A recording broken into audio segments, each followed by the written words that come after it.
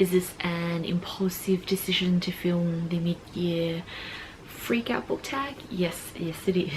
Hey guys, it's Tracy, welcome back to my channel. So I had decided originally not to do this tag only because I haven't read as many books as I would say a lot of other booktubers have, but upon watching way too many of these, I decided that it looked like a lot of fun and I wanted to do it as well. It's Sunday afternoon. I honestly was not preparing to film.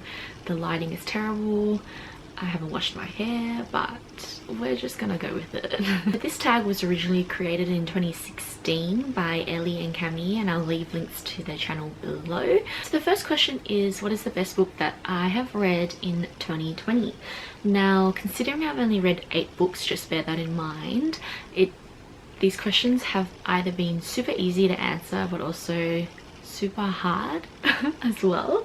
But to answer the first question, it would have to be I'll Be Gone in the Dark by Michelle McNamara, which is a non-fictional recount of Michelle McNamara's obsession basically with trying to find the Golden State Killer. I've spoken about this quite a bit on my channel already and I've done a full review for it as well, but what I really liked about it was the way that Michelle McNamara laid out the events, or the different crimes that happened, and her own personal touch in discovering her obsession for trying to solve the case and what she went through along with the people that were involved. I honestly had no clue about the Golden State Killer at the time until I read this one. I also think a large part of me loving this is the fact that it's very bittersweet and that this was released posthumously, so after Michelle McNamara passed away. So to be able to read something without the author actually reading it before you,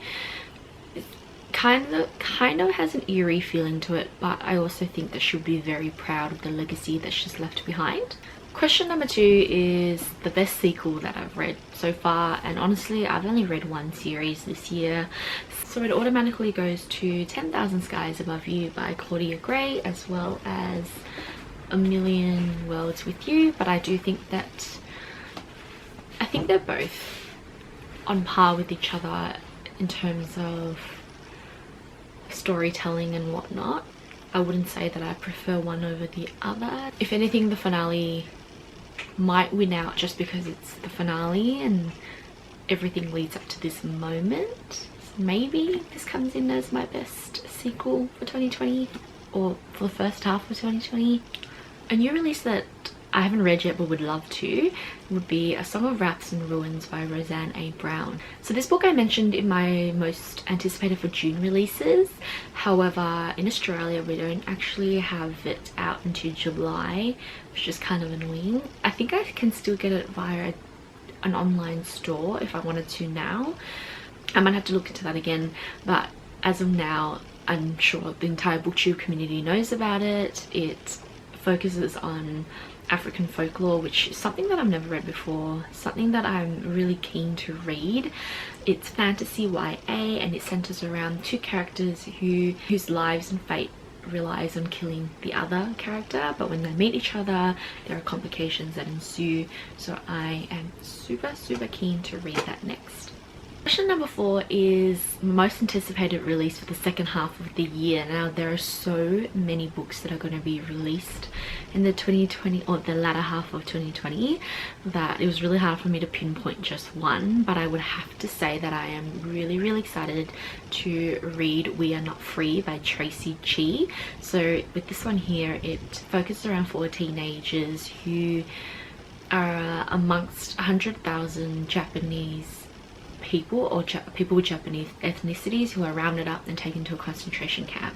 There they try to rally together to fight against this racism.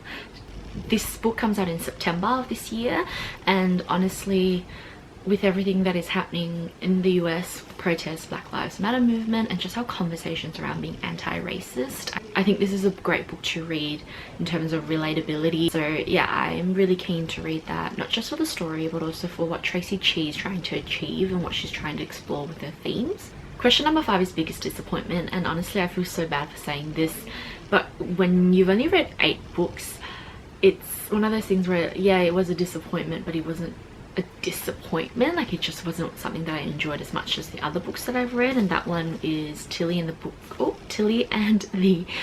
Wanderers by Anna James, which is the first book in the Pages and Co series. Again, I've done a full review for this and I've spoken about it on my channel. It is a middle grade novel where Tilly gets to travel into books as well as have the characters come out and meet her in the real world, and she's a book wanderer. Essentially, the reason why I didn't love it as much as I thought I would was because I actually expected it to be more of an adventurous, exciting read, whereas I felt like a lot of the story was telling me instead of showing me, you know, the excitement, and it was more about Tilly learning her abilities rather than using him, if that makes any sense. I do have the second book though. I didn't realize it was a series the first time I read it, so I'm hoping that maybe the second book helps me enjoy this one more. Question number 6 is biggest surprise, and that would have to go to 1,000 Pieces of You by Claudia Gray, which is a Firebird series. I honestly did not realize that I would love this as much as I did. So it's a YA sci-fi series which came out ages ago, and I remember picking it up when it first came out. I thought I tried to read it and then didn't like it, so I was actually going to give it away, and then I told myself, look, we'll give it another go. Realized I never even attempted to read it, and really enjoyed all aspects of it, from Claudia Gray's writing to her characters to the different realms that she explores. So the book is about parallel lives or parallel dimensions, and the main character Marguerite gets to travel through all these different dimensions to basically solve all these mysteries in a nutshell, essentially. So I will have already written a full review for this series by the time this video comes up, I'm fairly sure, so you can check that out as well. Favorite new author, I mean, I guess Claudia Gray out of everyone that I've read. Michelle McNamara as well, but unfortunately we probably won't be seeing any more work from her. So yeah. Newest fictional crush. Now with this one here, I don't know whether it's because I've gotten past that stage or if it's nothing that I've ever been into, but I don't really have a crush on any of the characters that I've read about. Maybe Paul from Firebird series, but he's, you know, the love interest, and when you're reading through the main character's perspective, who's in love with this person, it's kind of hard not to be swept up into that. I do know that my long-standing crush on Noah Shaw from The Unbecoming Amara Dyer though has not died. So, and I read that when I was 18, 19, so that was the last time I ever really had a fictional crush, I guess. I do have an answer though for the next question, and that's newest favorite character. I wouldn't say favorite character, but definitely a character that I really liked reading about amongst all the other characters that I've read from or about, and that is Tip from Kate Morton's The Clockmaker's Daughter. He's a minor character, I would have to say, but is the uncle of the main character in this book, and I really like him for his eccentricity, I think that's how you pronounce it, just being very unique, being in touch in a very different way, and there's a childlike innocence in him that he retains like until he's older that I really admire. He is just a very interesting character to read about, and a character that stood out for me in this book when there's like about 10 to 20 characters that you can read from or you learn about. So that is Tip. Question number 10 is book that made you cry. Again, would be the Firebird series, particularly the finale, which is A Million Worlds with You. And I definitely think there's one part, and I'm not a crier, I rarely cry when I read books, but for some reason there's one part in here that made me cry, and I definitely think it was more related to how I could see myself or empathize with the situation, so that made me cry. I'm not going to talk about the event or the encounter because that's a spoiler. A book that made me happy though would be this one, which is a bit of a contradiction because I said it was my biggest disappointment, but at the same time it's a middle grade. You're reading about a young girl who realizes that her relationships with books and her connections with books actually come into fruition or mean something, and to me that's really important, especially at a young age, where you learn that reading isn't just you know, a hobby or a pastime, it means a lot more when you place importance or you find connection with the book or with a character. So that made me really happy, and I enjoyed that aspect of reading this. Most beautiful book that you have bought so far. Now, where do I start? Even though I haven't read that many books, I have purchased a lot of books this year. I couldn't really pick one, but I will have to say that there's a common theme with all of them, and that is that there is gold foiling in all of them. So this is the Rebel Sand series by, or Rebel of the Sand series by Alwyn Hamilton, and I just love the gold foiling in them, so that's why I think these are gorgeous. And then you also have these two. So this is the Garden of Lost Secrets, and it also has that foiling in there, which I think is so super gorgeous, as well as the Book of Dreams by Nina George. So I don't know if you can see in that one, but there's like gold flecks, and the navy and the gold is super pretty. Question number 13 is, what books do you need to read by the end of the year? Now that's a great question, because I actually came up with a list of 13 books to read for this year. As a guideline for myself, I would say,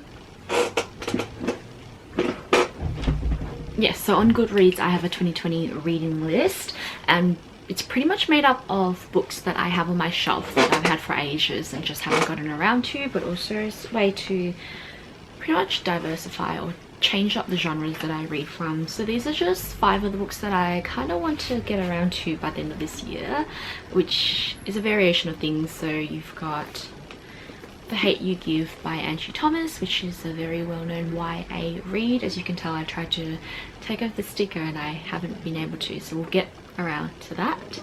And then I have A Brief History of 7 Killings by Marlon James, which is kind of crime, mystery, historical fiction as well. This is East West Street by Philip Sands, and this one here is historical slash non-fiction read set during like World War II about the Nazis and Hitler.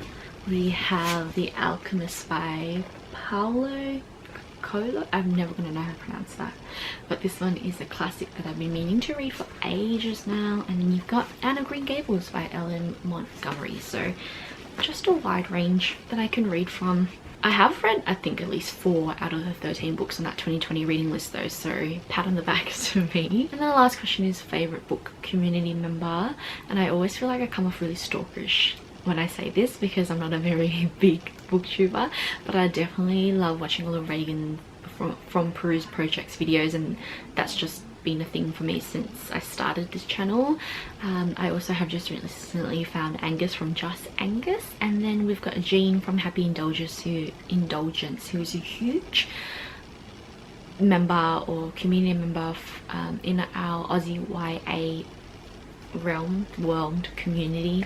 So she is heavily involved in that, and she's just got a great personality, and I just love reading all her blog posts and the videos that she does. So yeah, that's all the questions for this mid-year freak out book tag. Yes, I hope you guys enjoyed. If you have done this video, I would love to watch them as well, so you can leave comments down below. Otherwise, if you have read any of the books that I've shown, just let me know how you felt about them. I hope you guys have a lovely day.